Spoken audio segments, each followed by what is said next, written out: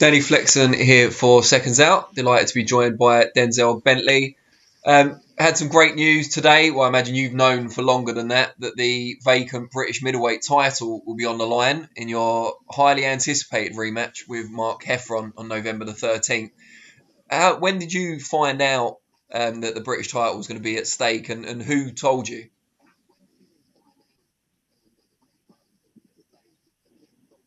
Well, I found out today, but I knew for a while that they were trying to get it on the line, and I knew for a while they were trying to you know pull some strings to make it work. And I found out today before it was announced that it officially gone through from my team and stuff.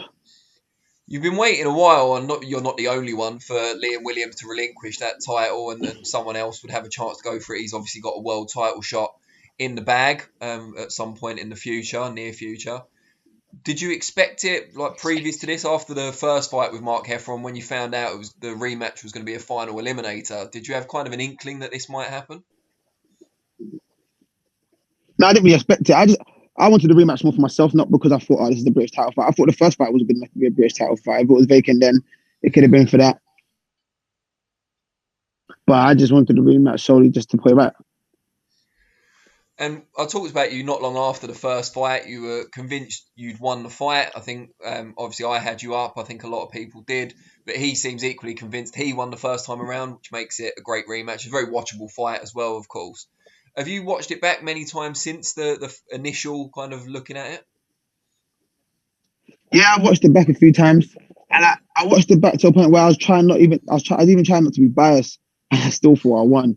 So I don't know, man, but it is what it is. We get a chance to run it back, and a great opportunity has come from it. So obviously, I'm upset that I got that little stain on my record, but it's a blessing in disguise, I guess. When you're convinced you won, both in the ring and when you've watched it back, how do you know what to improve upon for the rematch? How do you know what you need to do? Because you felt you'd done enough anyway. Yeah, I thought I'd done enough anyway, but there was a lot of mistakes I made in there that I know I can, I can tighten. So I know for a fact if I get rid of those, if I iron out those creases in my game, it should leave no doubt in who the winner is next time. So I'm good. I know I can improve. Even if I got the win, I know I can still improve. Whereas I don't know for him, I don't know him, I'm not in his camp, so I don't know how much he can improve or whatever.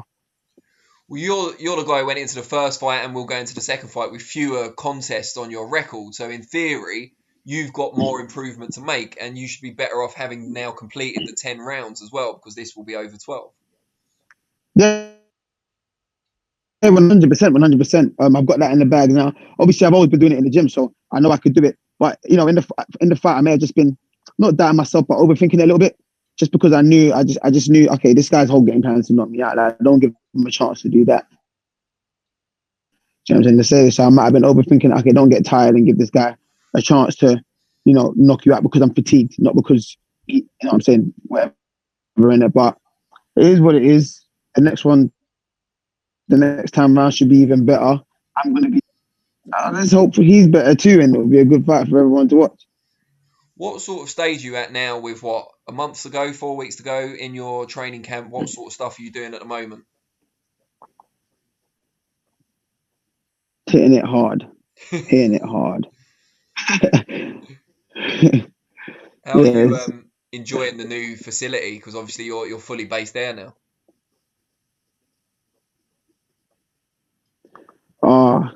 I love it, but I hate it. We've got all these new equipments that were being put on this and that. But no, I love it though. It's a good gym, nice facilities.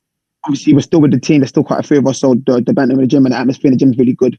Probably good, man. People who come up for sparring, they can still come down. So we're getting some good sparring in as well. And it's good, man. I'm enjoying it there. I'm enjoying it there. And you must be heavily into sparring by this point. How easy has it been to get sparring partners this time around with, COVID restrictions and not everyone's got dates lined up, so not everyone's in camp as well?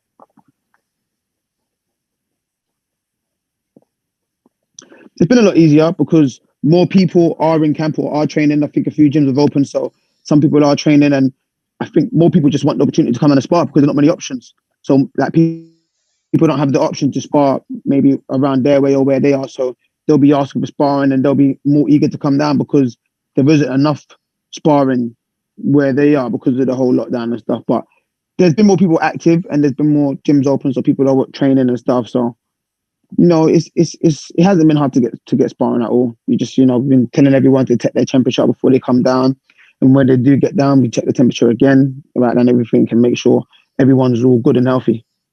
Now, the first fight was incredibly exciting. I think everyone who watched it enjoyed it. Because of the draw the first time around, do you think you'll both be more kind of eager? And if so, what sort of impact will that have? Will it make it more of a chess match because neither of you want to make that crucial mistake? I don't know. If I'm being honest with you, I don't. Like how I feel in the night is how I box. Is you can play out in your head as much as you want and think about this, that, this and that, and all of this and that. But at the end of the day, when you get there on the night, there's a certain feeling you feel, and that's what I go off when I'm in there. So I'll have to wait till fight night. And although you wanted the rematch regardless of what was on the line in terms of the championship, what does it mean to you, the prospect of winning the British title, the traditional famous Lonsdale belt?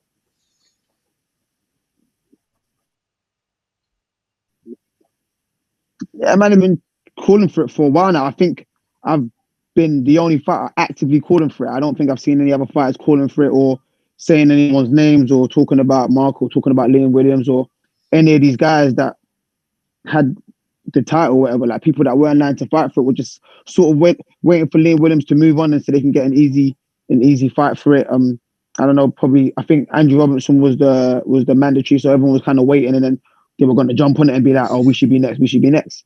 And I was the only person, actively saying, oh, if it comes to it, I'll fight Liam Williams. Like no one else was saying it. So I think I do deserve a shot at it. Because I was the only one really pressing for it. And I'm not saying other people like weren't doing their thing behind the scenes.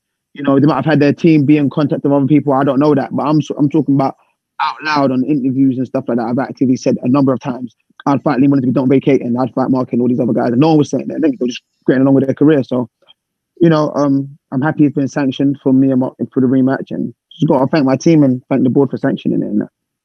And since that discussion about you potentially challenging Liam Williams, have you guys sparred? No, he didn't get back to me, but I don't know why. Obviously, he came out talking about he needs sparring. I told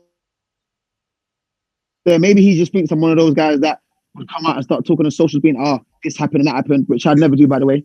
If he didn't know that, he knows that now. If he does see this anyway, or maybe he just thought, he just sparring with Mark. It's a bit muggy to now spar me, and we're still fighting and that. So either one of those reasons could have been it, or maybe he just didn't really want to. I mean, before I leave him where he is, I don't know. Is there anyone out there that you haven't sparred yet? I mean, you're at a stage now where you're looking at who you want to fight rather than who you want to spar. But is there anyone you haven't sparred that you'd like to?